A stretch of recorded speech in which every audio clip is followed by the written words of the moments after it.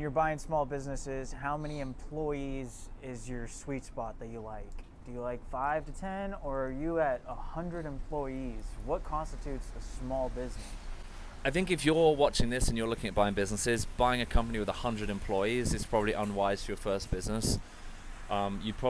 You're very unlikely to have a track record. To buy a company, again, depending on the industry, right? But for most businesses that have 100 employees, it's going to be a very large purchase, and you're going to have to do a lot of fundraising to put the money down to even qualify for any kind of financing on that business. Is too much. It's too much of a risk. I also don't really like businesses that have, maybe less than 5 employees on day one. I mean, 10 plus, 10 to 25 is great. I think it's a nice sweet spot. I mean, would I consider businesses with more? Yes. Would I consider businesses with less than 10? I don't know.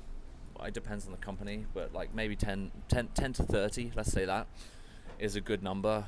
Again, then you have people day one who are trained, ready to go in their specific roles. If you have too few people and you've got 2 people, day one, you're probably going to have to do a lot. You have to learn a lot, and you're going to immediately be like the hamster spinning in a wheel, trying to keep the business afloat. If you have someone who is super talented, trained, and can immediately step into a company manager type role, then that is a great starting point for you, because that allows you to do probably what you do best, which is oversee the business. When owners sell businesses because they're burnt out, it's because they're not working on the business, they're working in the business.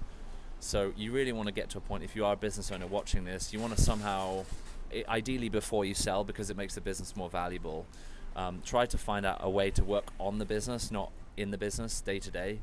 That probably means giving up some control. It probably means trusting someone to come in and do your job maybe 80% as well as you can do it. But that's okay, because it will be worth it in the end. If you can do that, bring someone in to do your job 80% as well as you can do it, and you can learn to elevate yourself and work on your business, not only will you probably see your business grow because you suddenly have the extra brain space back, and you can actually think about like the business and how to strategically take it forward. If you do decide to exit, it will make your business more valuable, and you will have a better exit because of it. Are you trying to ever have an exit on some of your businesses? I've learned early on to not promise stuff, because I don't know what life's going to throw at me, my family, all of these things. I don't plan to exit any of the businesses that I own right now. I like them. I know people that have sold businesses. They sell a business, and then it's great for a while.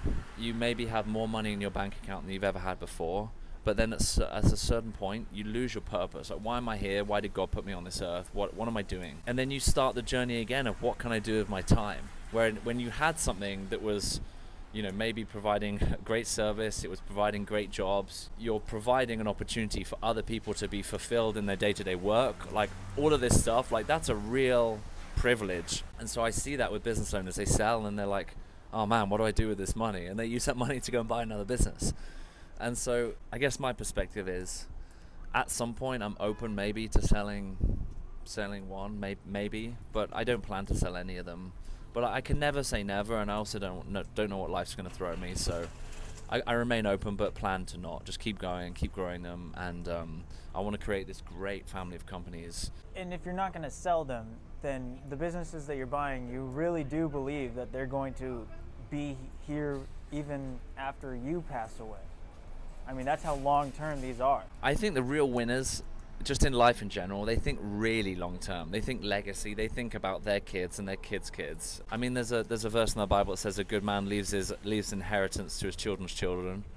And I don't think that necessarily even means just money. Yes, money's a component of it, but it also means the lessons that you can pass on to the next generations.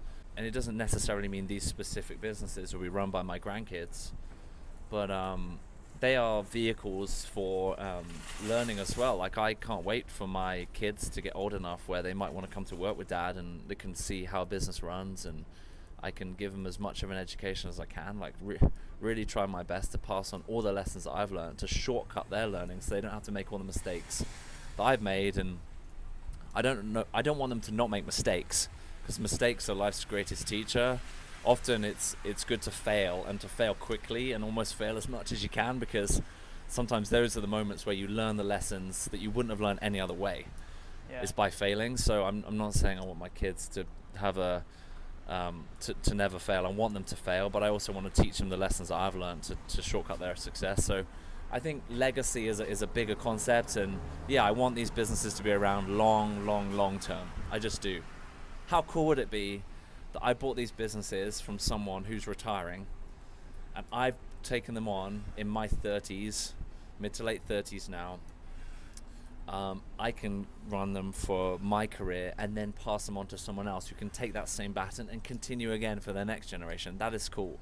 I mean, and I won't force my kids to do it. Like, I want them to do, they will have unique giftings and skills, and if it's to do this, amazing. Like, that's my skill set too. If not, I want to accelerate and encourage them in their specific areas that they feel really excited about, they want to pursue. So in a way, it doesn't matter if it's my kids or someone else, but to pass that baton on again would be really cool.